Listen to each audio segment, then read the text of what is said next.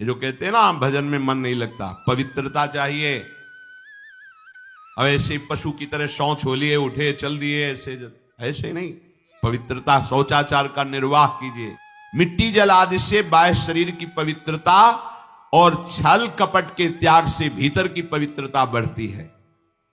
गुरु से कपट ये सर्वनाश का लक्षण है।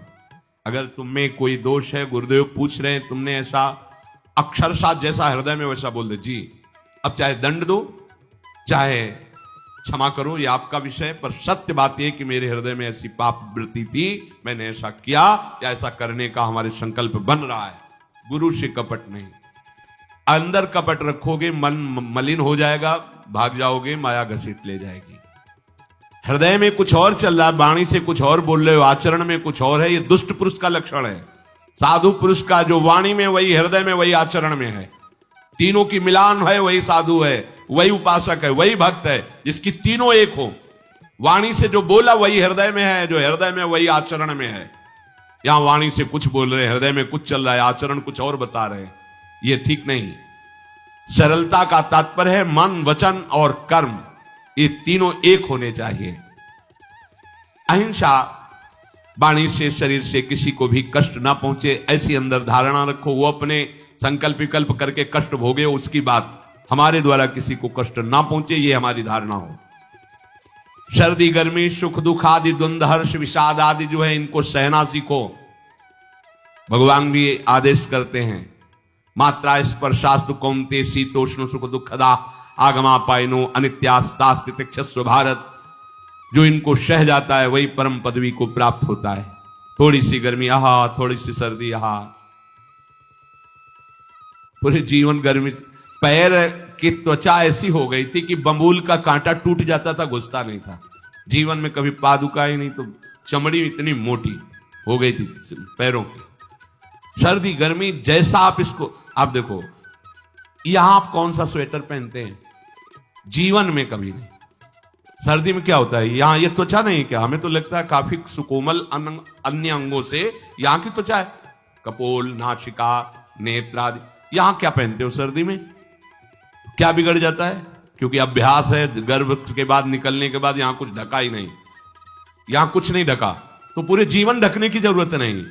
और अगर पूरे अंगों में न ढका होता तो पूरे जीवन ढकने की जरूरत नहीं। जो जंगल में दिगंबर महापुरुष रहते थे गंगा के किनारे कितने, तो उनको क्योंकि अभ्यास, और हमने अभ्यास किया कपड़े लत्ते का, तो अभ्यास, हमने अभ्यास किया एसी रूम का, अभ्यास किया गीजर से नहाने का, वो अभ्यास किया तीनों काल गंगा स्नान, वो अभ्यास, कुछ फर्क नहीं पड़ा इस जड़ शरीर में। इसको जैसे रखो। तो सहने का अभ्यास, यदि माया से मुक्त होना है तो सहने का अभ्यास रखो। ये जरा में ओह बहुत गर्मी, ये नहीं उपासक। गर्मी है ठीक है, शरीर का धर्म है, त्वगेंद्री में ताप लग रहा है ठीक है, राधा राधा राधा। आप कहोगे प्रवचन करने से नहीं होता। कभी बिजली नहीं रखी ईद दाम में, कटवा के रखे थे? बिल्कुल नहीं। जितनी देर होश रहा, आंख का हाथ से पंखा कर लिया, नहीं तो बस राधा राधा राधा, जो मिला मांग के खाया, कुशासन पे लेट। प्रवचन ही केवल नहीं रहे, अब तो जैसे जोई जोई प्यारो करे सोई मुई भावे। नहीं, जानबूझ करके अपने शरीर को अधीन नहीं करना चाहिए। सुविधाओं की अधीनता, तुम भोगता नहीं, सुविधाएं तुम्हें भोग रही हैं। जितना तुम सुविधा भोगी बन जाओगे उतना तुम कमजोर हो जाओगे। सीधे प्रकृति का वार सहो, तुम महात्मा सुदृढ़ बलवान हो जाओगे। तुम्हारे आगे समर्थ शब्द लग जाएगा। जो प्रकृति के और विकारों के वेगों को सीधे सहता है उसे महात्मा कहते हैं। समहात्मा सुदुर्लभा यम ही न व्यथयन्ते पुरुषम पुरुषर्षभ सुख दुख समा। जिसका सुख दुख समान भाव, किसी भी वेग की व्यथा से हृदय व्याकुल नहीं होता, वो भगवान को प्राप्त करने का अधिकार प्राप्त कर लेता है। इसलिए सहनशीलता। सर्वत्रात्मनेश्वरान वीक्षाम कैवल्य मनिकेतताम विवक्त चीर वसनम संतोषम एन केनचित। ये ध्यान रखो कि तुम कभी प्रभु से अलग नहीं हो। सर्वत्र भगवान है तो यहां भी है, सब समय में है तो इस समय में भी है, सब में है तो हम में भी है, सबके हैं तो हमारे भी हैं। हम कभी भी प्रभु से विलग नहीं हो।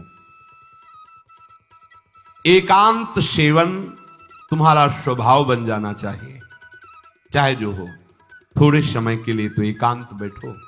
एकांत मिला तो मोबाइल का संग कर लिया, एकांत मिला तो मित्र बना लिए, बैठ के प्रपंच वार्ता कर रहे हो। नहीं, अगर भगवत प्राप्ति करनी, माया मुक्त होना है तो एकांत एकांत ही होना चाहिए। भले 100 लोग हैं, हमारा किसी से कोई संबंध नहीं, और हम बैठे हैं अपने आराध्य देव के चिंतन में, हम एकांत हैं। और गुफा में बैठे हैं, शरीर एकांत है, मन से चिंतन संसार का हो रहा है, प्रपंच में है, एकांत में नहीं है। एकांत शब्द का अर्थ समझना चाहिए। हम एकांत को सीधे गुफा या कहीं एकांत, ऐसे एकांत का अर्थ है एक के सिवा दूसरा कोई नहीं, अर्थात एकमात्र भगवत चिंतन में डूबा हुआ उपासक। बाजार में बैठा हुआ भी एकांत है, सभा में बैठा हुआ एकांत है, और प्रपंच का चिंतन करने वाला बंद कमरे में भी प्रपंची है, गुफा में भी प्रपंची है। जहां आप रह रहे हो उसे ये मेरा घर है ऐसी भावना का त्याग कर दे। अनिकेत ये भगवान का दिया हुआ वास स्थान है।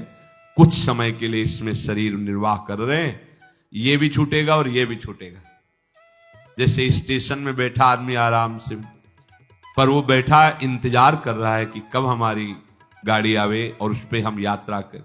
बस ऐसा ही कुछ स्टेशन जैसा विश्राम है, कब मृत्यु आवे और शरीर छूटे, हम प्रिया प्रीतम को प्राप्त हो। ये न मेरा था, न मेरा है, न मेरा रहेगा। ये न मेरा था, न मेरा है, न मेरा रहेगा। गृहस्थ हो तो पवित्र वस्त्र पहने, और त्यागी हो तो जैसे मिल जाए भगवत कृपा से वैसे वस्त्र पहने। प्रारब्ध के अनुसार तुम्हें जैसी व्यवस्था मिली उसमें संतोष करना सीखो, मांग मत रखो। प्रभु की प्राप्ति के लिए खास बात ध्यान रखनी है, अपनी उपासना में दृढ़ श्रद्धा रखो और सर्वश्रेष्ठ भाव रखो, पर दूसरे किसी की भी निंदा ना करो। अगर किसी की भी निंदा करोगे तो फिर माया तुम्हें मुक्त होने नहीं देगी। मन को, वाणी को, शरीर को संयम में रखो, अर्थात भगवत भजन, भगवत वार्ता और मौन। मन का संकल्प विकल्प रहित होना, विषयों का चिंतन न करना, प्रभु के रूप का, नाम का, धाम का, लीलाओं का चिंतन करना। शरीर का शास्त्र संयम से वर्ताव करना। अब माया मुक्त होते चले जाओगे, इनमें किसी में भी त्रुटि ना हो, सावधानी रखो। अपनी इंद्रियों को सावधान रखो, किसी के दोष न देखने पावे।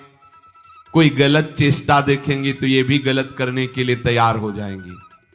हे राजन, श्रवणम कीर्तनम ध्यानम हरेरद्भुत कर्मणः जन्म कर्म गुणानां च तदर्थे अखिल चेष्टिता। श्री भगवान के बड़े अवतार हुए हैं, बड़ी अद्भुत अद्भुत लीलाएं हैं। प्रभु का प्रकट होना, लीला करना, दिव्य गुणों का वर्णन, यदि आप इनको गाएंगे लीलाओं को और श्रवण करेंगे तो मोह की बात क्या, महामोह का भंजन हो जाएगा। बड़ी सामर्थ्य भगवान के चरित्रों की, महिमा बड़ी है। अगर इनको आप सुनेंगे, बार बार सुनेंगे, तो आपको और कोई साधन करने नहीं पड़ेंगे, अपने आप सब साधन प्रकाशित हो जाएंगे।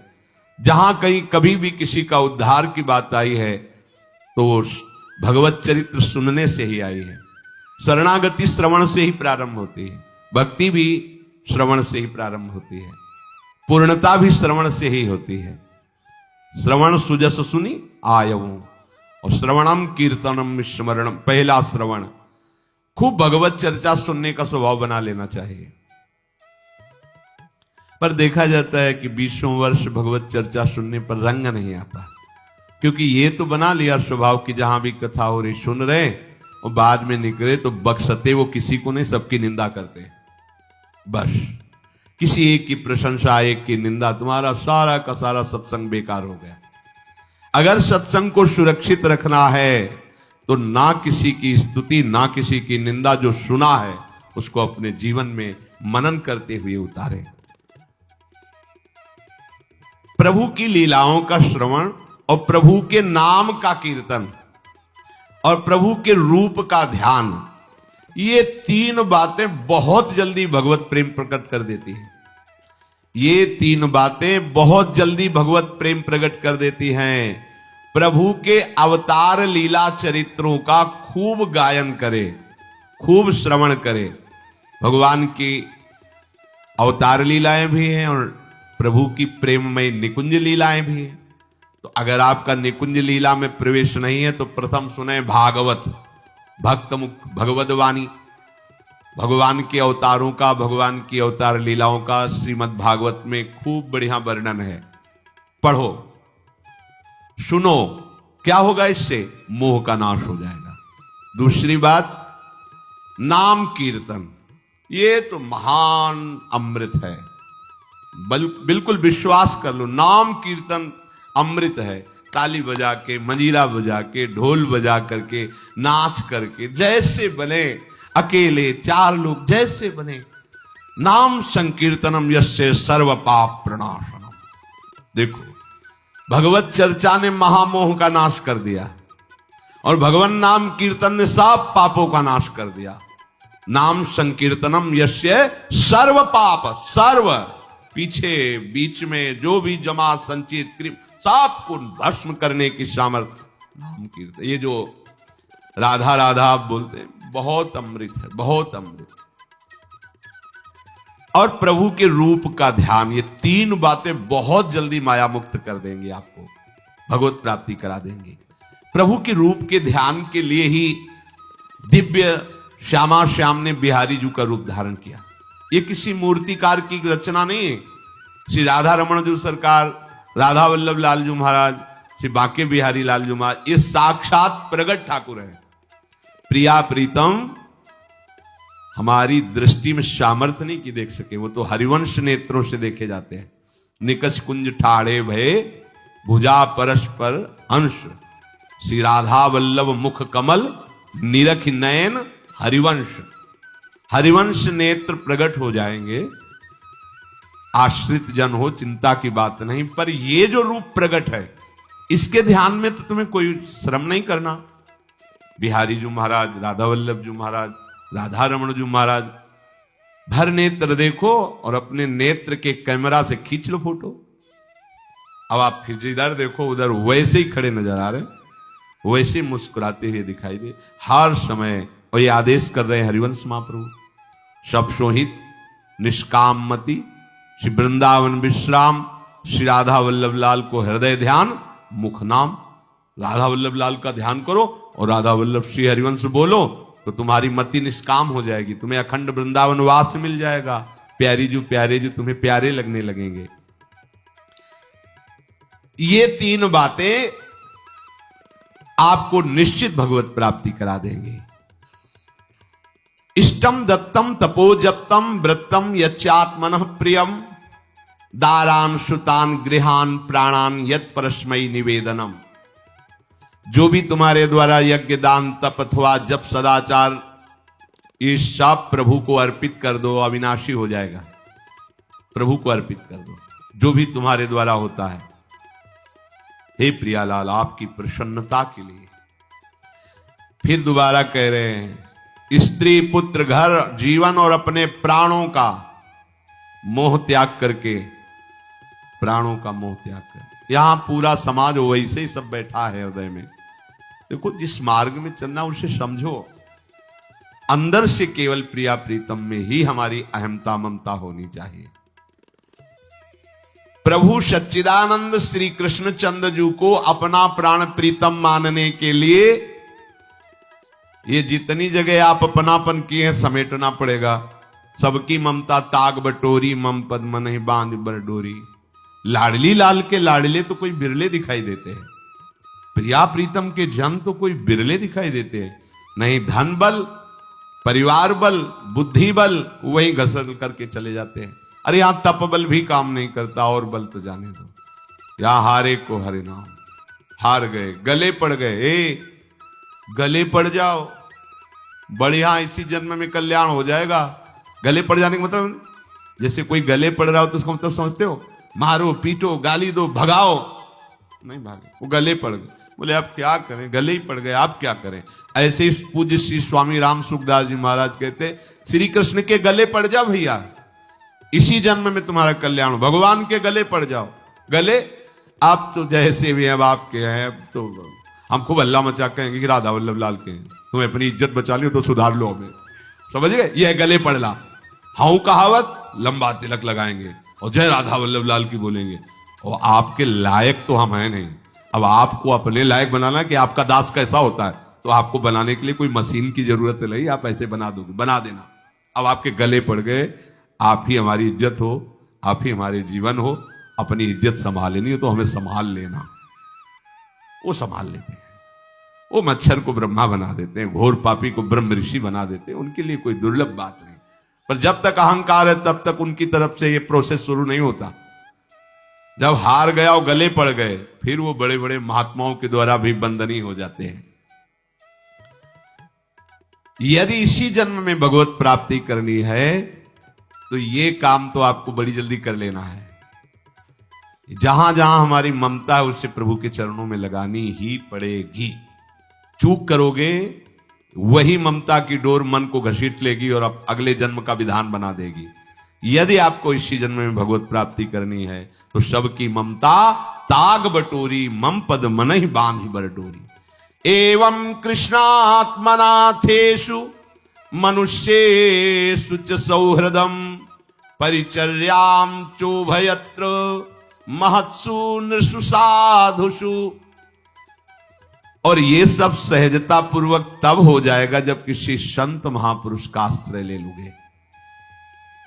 जिन संत महापुरुषों ने अपने समर्पण के प्रभाव से, भजन के प्रभाव से सच्चिदानंद भगवान श्री कृष्ण को अपनी आत्मा के रूप में साक्षात्कार कर लिया है, यदि उनसे प्रेम हो जाए, संतों से प्रेम होना संतों से बड़ा कठिन है। अभी कोई मुस्कुरा के तुमसे कह दे कि कई दिनों से हम तुम्हें देख रहे थे या देख रही थी, बस तुम्हारे मन को कोई निग्रह विग्रह करने की जरूरत नहीं, वो घसीट जाएगा। वो बड़े भाग्यशाली हैं जिन्होंने संतों से प्रेम किया।